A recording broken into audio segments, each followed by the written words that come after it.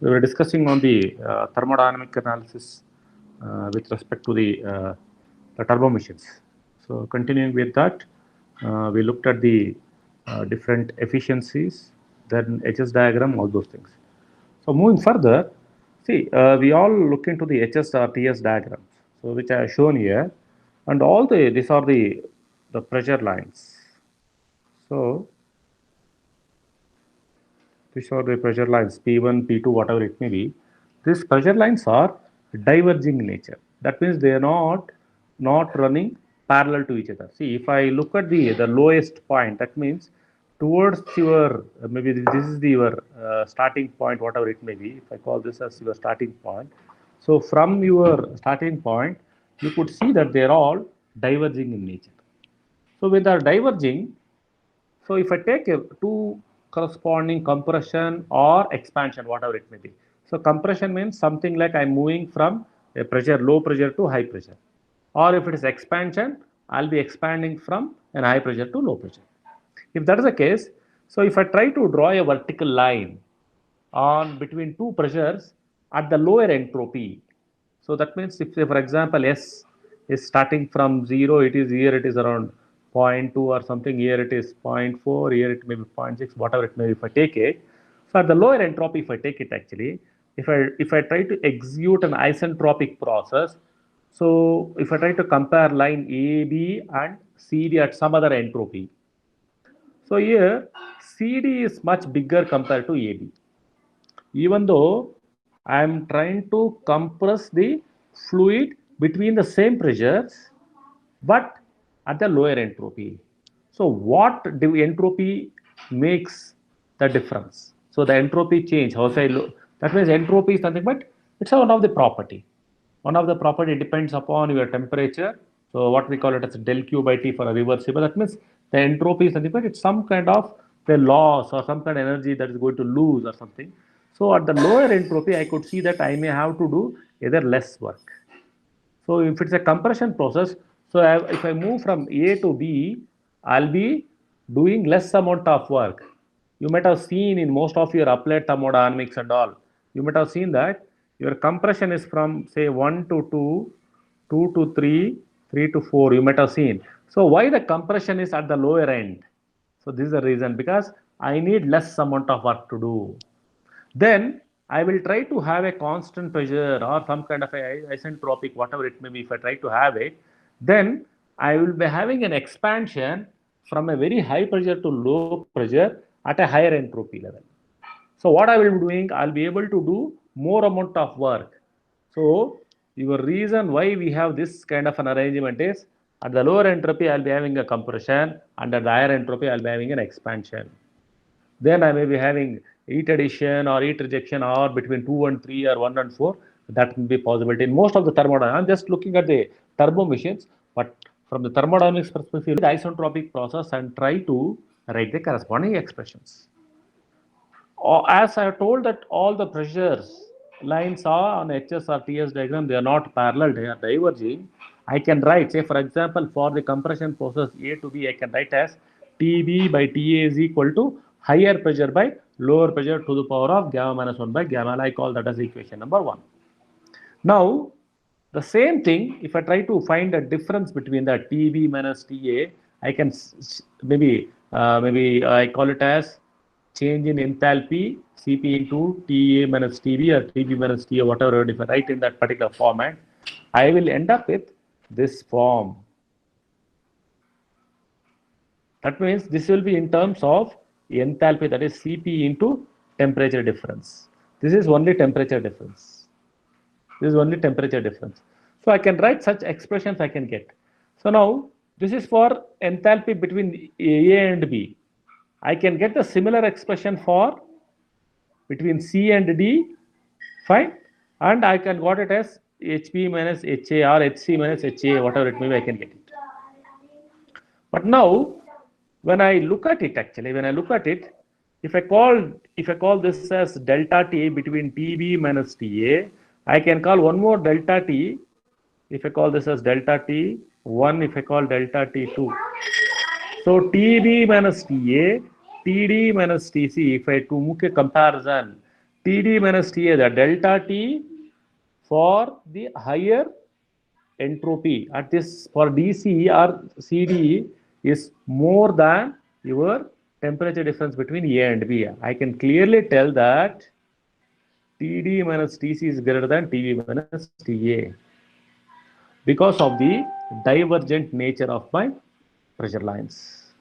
And also we have seen, if you look at the properties of the fluids, if the density will increase with the increase in my temperature. So with the density, so density are going to drop. So what will happen if my delta T is, if I keep on increasing, what will happen to that? What will happen to my specific volume? So these two properties are going to change. So density is nothing but actually with an increase in temperature, the density is going to drop.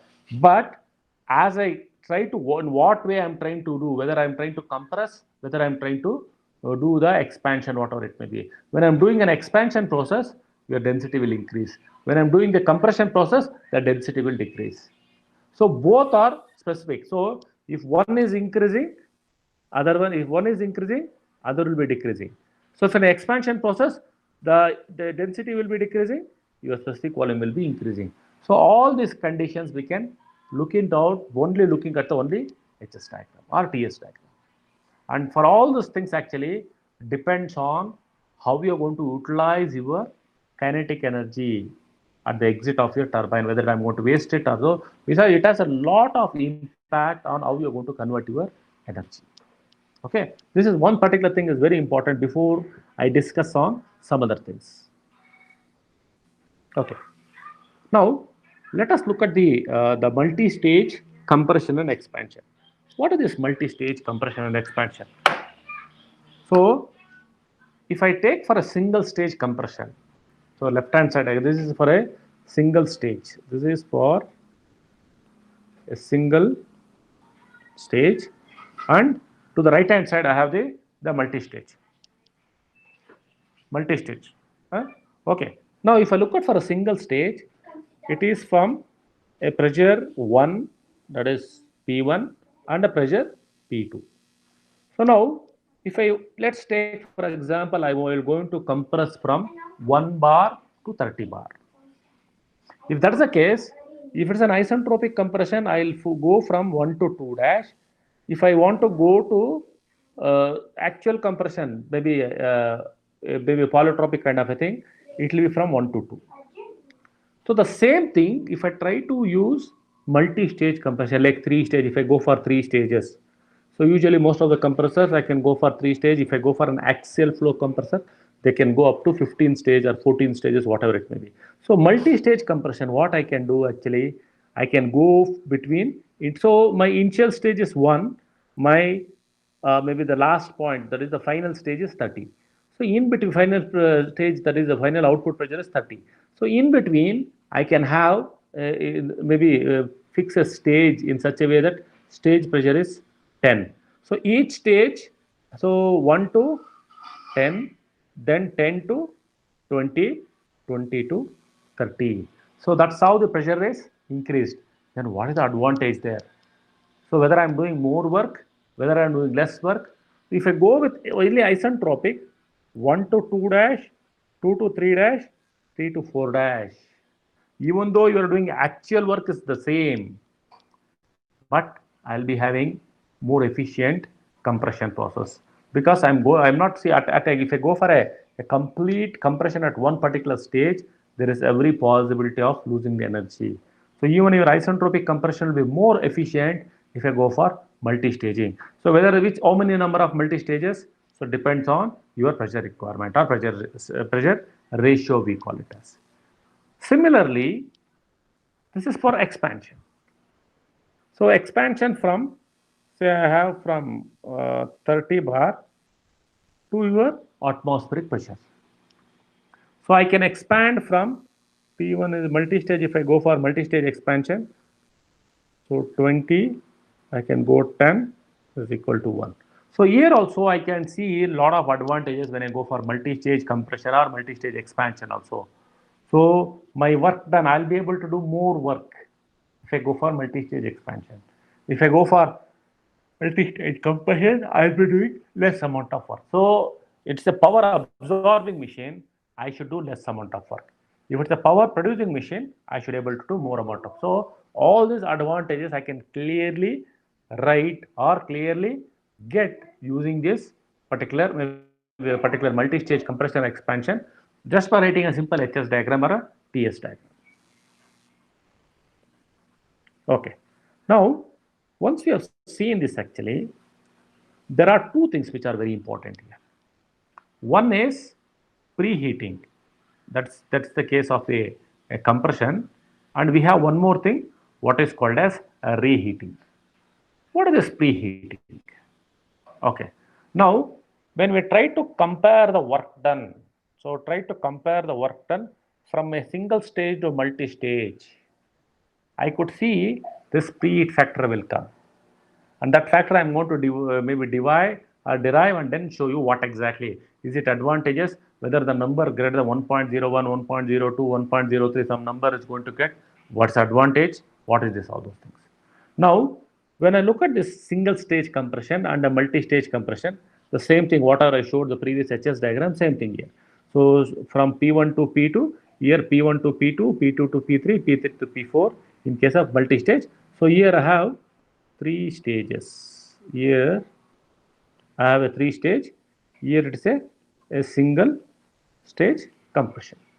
Now, if I go for isentropic compression, it will be from 1 to 2 dash. So I can write it as H2 dash minus H1.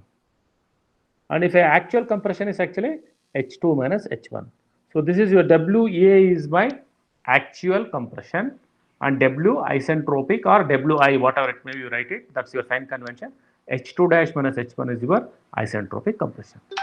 Now if I go for, if it is a single stage, if I go for multi-stage, in the multi-stage compression, this will be H1 minus H4 double dash minus H1, H4 minus H1.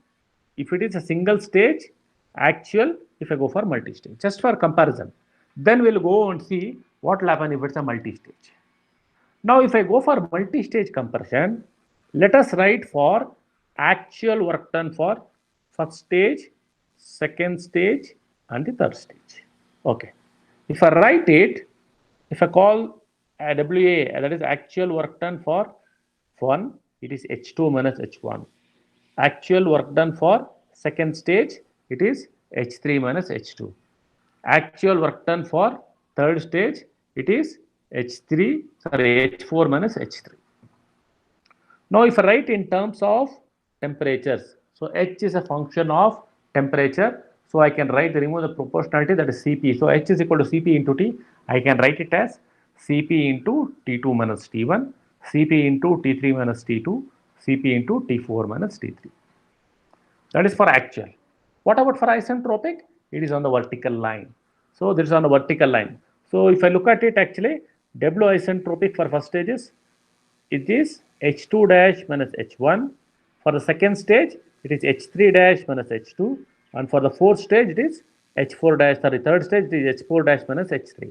Or I can write in terms of temperature as Cp into T2 dash minus T1, Cp into T3 dash minus T2, Cp into T4 dash minus T3. So that's what I have written it. So on one side I have the actual work done, on other side I have the your isentropic work done. Now, what is the multi-staging? Multi-stage compression means summation of, so what is the total work done? It is the summation of all the things. What is the total actual work done? You add up all the actual work done. What is the total isentropic work done? You add all the isentropic work done. So if I try to add up all the isentropic work done, isentropic 1, isentropic 2, isentropic 3, it is H2 dash minus 1, H3 dash minus H2, H4 dash minus H3. Or I can write in terms of temperature also, Cp into T2 dash minus T1 plus Cp into T3 dash minus T2 plus Cp into T4 dash minus T3. Now, so look at this actually. What is this isentropic? See, if you look at this isentropic means it is your stage. Isentropic means what is the maximum possible work done, or in case of a turbine, what is the minimum possible work I can supply to get the things done. So that is your isentropic. So your isentropic work done is the minimum. So here H2 dash minus H1 is minimum. So that becomes your stage minimum possible. I need some ideal or standard one. No? So that is your stage. Now, when I go for staging, I should ensure that this, whatever the stage work actually, it should be stage efficiency something, it should be same. First stage is of 90%, and my design should be robust in such a way that first stage it is 90%, second stage also 90%, third stage also it should be 90%. I should not have any efficiencies, different efficiencies. So with that consideration, we'll try to go and see that my isentropic stage or work is equal to your stage work. So what will happen actually? All your stage, if I can write it as stage efficiency as isentropic stage work divided by actual work. Then for the stage, second stage by actual work. Then for the third stage divided by actual work. Or I can write your actual work is equal to just a little bit of cross multiplication.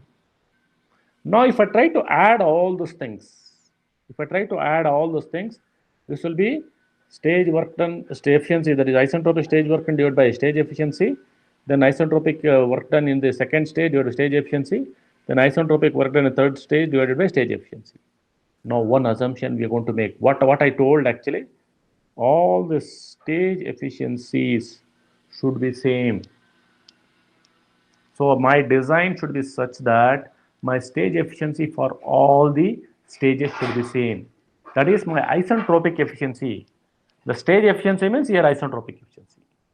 Okay, it's isentropic work. So when I look into that actually, my stage efficiency, when it is same, I'll get in such a way that summation of all my actual work done is equal to summation of all your isentropic work divided by stage efficiency. I am calling that as some equation 6. Now, if I go for a single stage, what it is actually? It is a ratio of, so that is I call it as compressor efficiency or overall efficiency. That will be the ratio of isentropic work in a single stage. SS means single stage to the actual work in a single stage.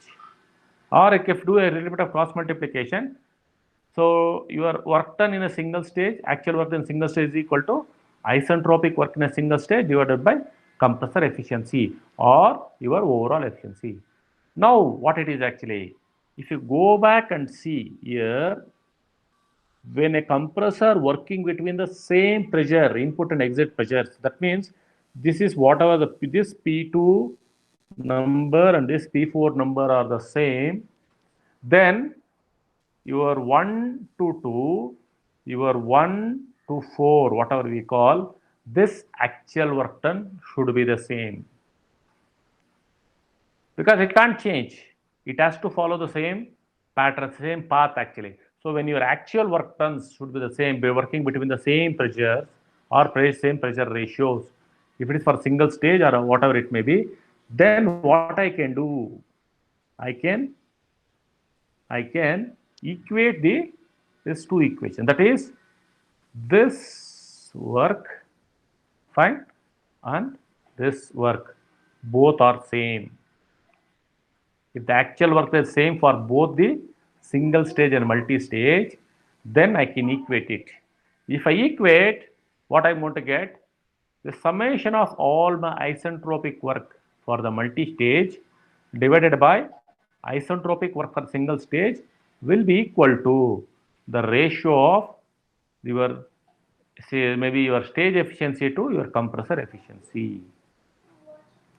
If that is the case, if you try to look at it actually, this number will be always greater than, so this number, if you look at it, it's always greater than this number. That means I will be doing that particular, whatever that I'm going to do. So those numbers, sum of all the things will be a bigger number compared to a single stage. So in that case, what will happen? Your stage efficiency will be bigger than your overall efficiency. And what is it actually? Here comes a few things. What is called as preheating. It is a ratio of single stage isentropic work done to the sum of So that means if I try to take the ratio of denominator here, so the denominator, the ratio of denominator to numerator, if I take it, that is the ratio of isentropic work done for a single stage to the isentropic work done for multi-stage. If I take the ratio of it, that I call it as preheating or preheat factor. And this number is always less than 1. And what does that indicate? It indicates that your compressor efficiency or your overall efficiency is always less than. So what does it indicate? It clearly indicates that your compressor efficiency is always less than 1 or always less than your stage efficiency. To be very clear, it's always less than your stage efficiency. So this is a simple mathematical treatment what we are trying to do. Okay. Now we have seen this preheating. Opposite to this preheating, we have the reheating effect we see in turbines. Fine. So if I look into the multi-staging in case of a turbines, so I do have the single stage where this is your high pressure and I'm going to expand it to low pressure.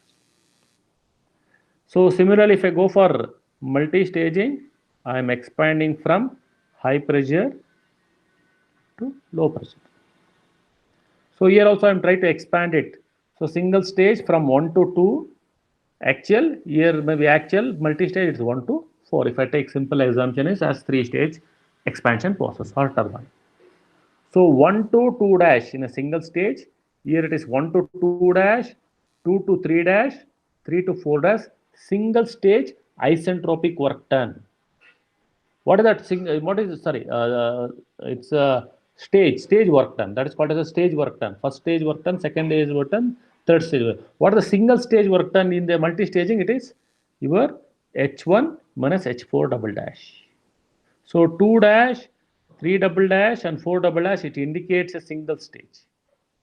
So whatever we did for the compressor, we are trying to do the same thing for your expansion also. So if I go for a single stage, so there it was compression, here it's expansion.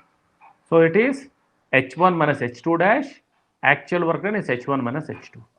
So if I go for a single stage in a multi-stage compression, multi-stage expansion, H1 minus H4 is my actual, H1 minus H4 double dash is my single stage multi-compression isentropic.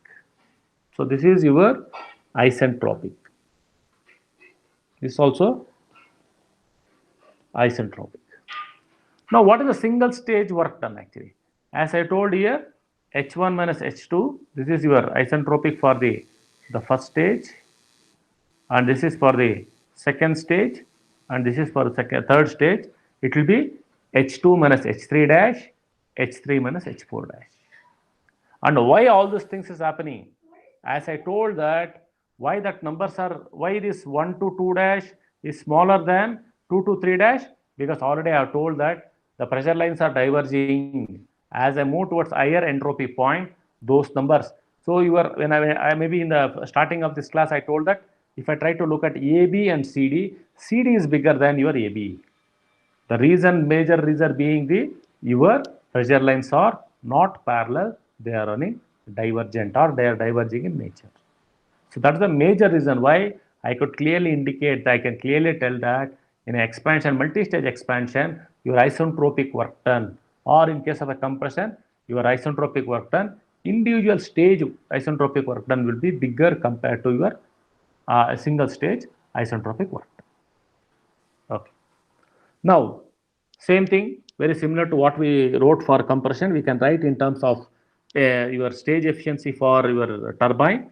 So here, what is it actually? The efficiency is nothing but your actual work done to your isentropic work done. But your isentropic work done is equal to, I am calling it as the stage work done. So if it is for the first stage, it will be stage 1 efficiency will be actual work done by stage work done, isentropic work done. For stage 2, it is actual work done by your isentropic stage work done for 2. Then for the third one, it is WA, that is actual work done for third stage 2, stage work done 3. I can write in terms of enthalpy or I can write in terms of temperature. So H1 minus H2 divided by H1 minus H2 dash, or if you want in terms of temperature, it will be T1 minus T2 divided by T1 minus T2 dash, because CP just simply cancel out. Okay, I can write in terms of temperature or I can write in terms of enthalpy. So both of it is possible. We'll write in with respect to enthalpy itself. For second stage, it is H2 minus H3 divided by H2 minus H3 dash, and for third stage, it is H3 minus H4 divided by H3 minus H4 dash. Okay. Now, similar to your compressor or compression, your stage efficiencies. So whatever may be, whether it's a compression or an expansion, my stage efficiencies are constant or stage efficiencies will remain same. So with that in mind, okay, I will write your stage efficiency is equal to actual work. So I can write as actual work done is equal to your stage efficiency, and also your stage efficiency is same, and I can write stage efficiency into difference your enthalpy. H1 minus H2 dash for the first stage, H2 minus H3 dash for the second stage, H3 minus H4 dash for the third stage. I can write easily. Then what is your actual work done? What is your total work done? Simply add up everything. What is your isentropic work done? Add up everything. So your total isentropic work done will be adding up all your stage work, that is stage 1, stage 2, stage 3, whatever it will, just add up everything. H1 minus H2 dash plus H2 minus H3 dash plus H3 minus H4 dash. So what will be your actual work done? It will be H1 minus H2 plus H2 minus H3 and H3 minus H4. What is that actual work done? It is stage efficiency into H1 minus H2 dash. So if I do that, your actual work done, sum of all the work done is equal to your stage efficiencies into this particular number. Okay, what is this actually? If I try to compare with equation 6, this is your sum of all your stage work done. Or I can clearly tell that your sum of all your actual work done is equal to stage efficiency into your summation of all your isentropic work done or stage work done. If I go for a single stage, it will be your turbine efficiency. So your actual work done divided by your single stage isentropic work done. If I try to look that, I can write actual single stage work done is equal to total turbine efficiency multiplied by single stage isentropic work done. I am calling equation 8 and equation 9. Now, see your actual work done. This is your actual work done for the multiple stage. This is your actual work done for single stage. If you look into this work done, so when it is expanding from one pressure, higher pressure to lower pressure, exit pressure, it's whether it is a multiple stage or maybe if I go for a single stage, my actual work done remain the same. If that is the case, very similar to whatever we did for the compression process, I can equate it. So if I equate, I'll be getting something like this.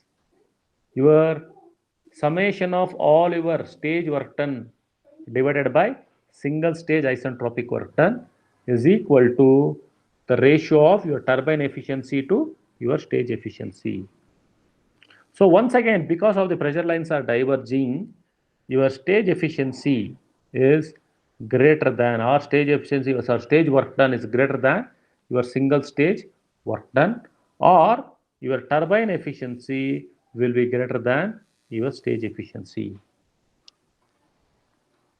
Why? This being an expansion process.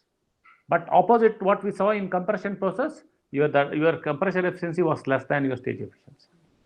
Even though stage efficiency remains the same, but turbine efficiency with, in case of expansion, it is greater than your stage efficiency. In compressor, your overall efficiency is less than your stage efficiency, even though your stage efficiency remains the same. So here we try to see whatever we try to do, the ratio of isentropic work done to your single stage work done. In case of your turbine, The same thing, whatever we did there, it was the ratio of isentropic work done to your maybe your isentropic. See, if you go and look into your the preheat factor or reheat factor, it was your ratio of isentropic work done single stage to your multi-stage work done. So that's why this number is less. So if I go to reheat factor, it is opposite to it. So the ratio of summation of all your isentropic work done to single stage isentropic work done, which is greater than 1. So there the number should be in compression, it is less than 1. So all your reheat factors numbers are greater than 1. Your preheat factor numbers are less than 1. So whenever I'm designing a turbine, a steam turbine or whatever, maybe the turbines or what I'm doing, gas turbine or whatever it may be. So we do have a reheat factor or superheated reheat factor and all. Roughly those numbers are in the range of around 1.0 to 1.04. Reheating. So this number you can't say, these are practical numbers. Okay. For the same stage efficiency, these are the practical numbers. And for if you look at your maybe preheat factor, you will get numbers will be in the range of around 0.9 or 0.92, 0.94 or something like that. So those are the practical numbers. So once I give this reheat number or preheat number, I should be able to tell that yes, this is ideal and this is practical. Fine.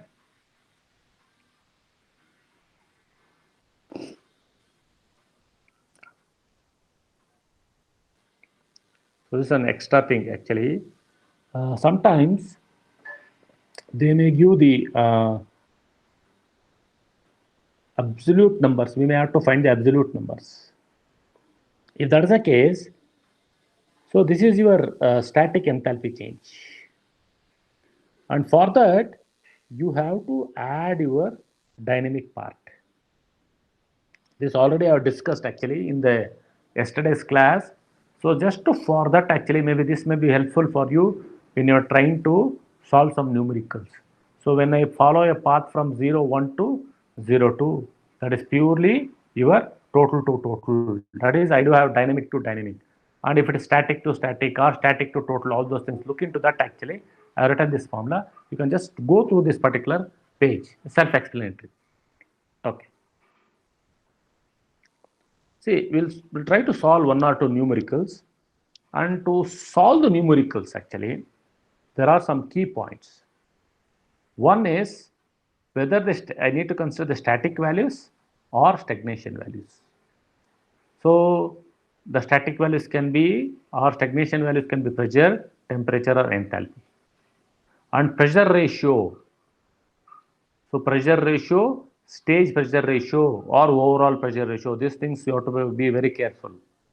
So overall pressure ratio or single stage pressure ratio, whether it is from second stage to first stage or fourth stage to first stage, this will be given. You have to be very careful. Then thermodynamic relationship, your T high minus T low is equal to Pi by P low to the power of gamma minus 1 by gamma. So this already this thermodynamic relation, and all your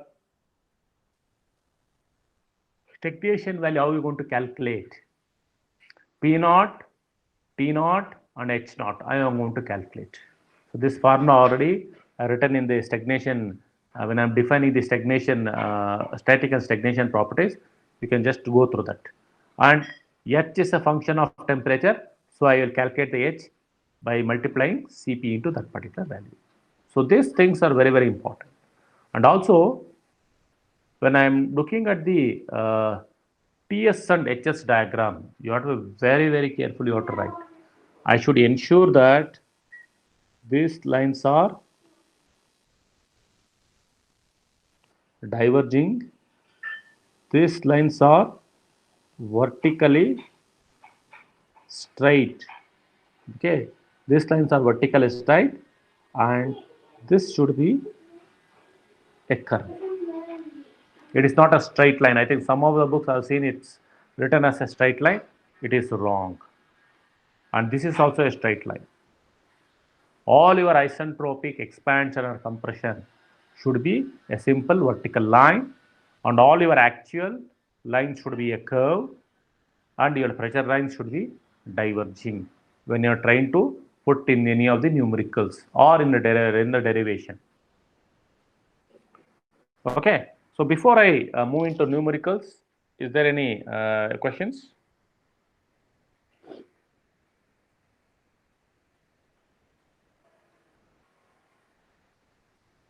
Okay. Okay. If there are most of the derivation I have done in detail, you can just go through that. I'm going to upload the document also. You can just go through it. Okay. Fine. Now let us look at one or two numerical. Already I have solved it actually. We'll try to go through this numerical. See, air at 100 kilopascals and 300 Kelvin. So both are static. You have to be very careful here. See here, it's a static numbers. Otherwise, you have to make an assumption whether it is static or stagnation. Is compressed in a stage of a compressor through a static pressure ratio of 1.9. The velocities at the inlet and outlet are 15 and 20 meters per second respectively. If the total to total efficiency is 89%, calculate the total to static, static to total, static to static efficiencies for the compressor. Take the value of Cp is 1.005 and gamma of is equal to 4. Yeah. So before you start anything, first write the data. So all the values, it's an inlet, I'm calling it as 1, outlet, I'm calling it as so. P1, T1, P2 by P1, velocity at the inlet, velocity at the outlet, and then your total efficiency I've written. What I'm supposed to find? I'm supposed to find the other three efficiencies. Okay. Now, I'm trying to put a HS diagram here. See P1, P01, P2, P02. Then I'm trying to join 1 to 0, 2 dash. Then I want to mark 1, 0, 1 dash, 2 dash, 0, 2 dash. So here, see your 0, 1 and 0, 1 dash, they're almost similar. See, I'm just, even though I've written a little bit blown up, but actually 0, 1 dash, see 0, 1 dash is almost equal to 0, 1. Don't get confused. Now, if I follow the path 0, 1 dash to 0, 2, okay, 0, 2, that is your path which I want to follow, where I want to see the total to total. That means I want to see the dynamic. If I go only the static, it is follow the path 1 to 2, and this is your V1 square by 2. This is your kinetic energy component at the inlet. V2 square by 2 is the kinetic energy component at the exit. So simple, I written the HS diagram, or it can be TS diagram also, doesn't matter. Now, I need to find this, to find this efficiency, I need the temperatures. So I'm just using the simple formula. T2 dash by T1 is equal to P2 by P1 to the power of gamma minus 1 by gamma. Plug in all the numbers. I'm going to get your T2 dash. Fine. T1 is 300. Yeah. T1 is 300. T2 dash is 360 Kelvin. Now, how to find the stagnation? T01 dash is equal to T1 plus V1 square by 2 Cp. So you have to be very careful here. This Cp value and V1. So V1 square is in meters per second. I should ensure that Cp value should be in joules per kg degree Kelvin or kg degree Celsius. So I should ensure that this unit and this unit both are same. Then only your temperature you are going to get in terms of Kelvin. Otherwise, you will make an error. You have to be very careful with that. So T0 is equal, sorry, T1 is equal to 300, T0 1 dash is 300.11 Kelvin. Similarly, I can get T2 dash, I got 360, your T0 2 dash will be equal to 360 plus V2 square by 2 Cp, it is 367 Kelvin. And one more thing is, all the temperatures what I'm getting here, they are all in terms of Kelvin. Be very careful. Okay. Now, what is isentropic work done? It is H0 2 dash minus H0 1 or Cp into T0 2 dash minus T0 1. So I'm going to substitute all the values. I'm going to get the isentropic work done, which is 67.33 kilojoules. What is your total to total efficiency? Formula is your isentropic work done. So your total to total efficiency is actually this is the ratio of isentropic work to your actual work. So if I do a cross multiplication, Actual work is equal to isentropic work done divided by total efficiency. So total efficiency is given in this numerical. So isentropic efficiency, isentropic work just now we calculated. I will get your actual work, which is 75.65 kilojoules. So once I get this actual work, so it's easy for me to find other things actually. Now, I don't know what is it. See, once I find this H1, what is this H1? See, H1 is nothing but, or H01 is equal to H1 plus V1 square by 2. Fine. How to find this H1? I can easily find it. See, you know that T0 is equal to T plus V square by 2 Cp, or your H0 by Cp is equal to H by Cp into V square. But just I'm putting that Cp values so that I can easily find it.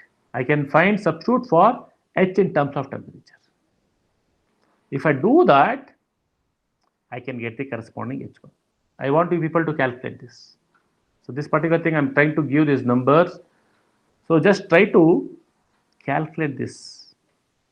Calculate this actually. H01 is equal to H1 plus V1 square. How do we go to get that actually?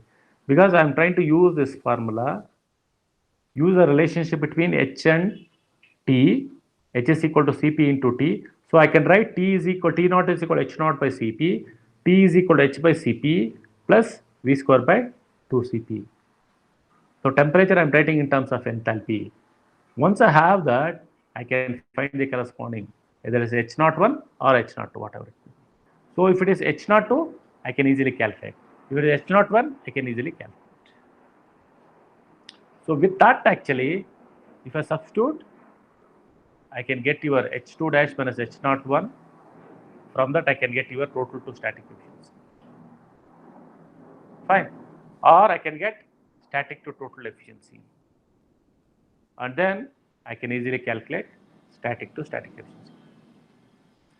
The only thing is you are supposed to calculate the corresponding enthalpies easily. The thumb rule is, the thumb rule I'll tell you, the thumb rule to calculate all those things is your calculation or use of this particular formulas.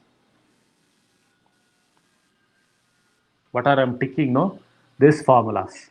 H0 is equal to H plus V square by 2. T0 is equal to T plus V square by 2 Cp. So I'm not going to explain this particular thing in detail. I'm going to share this document to you.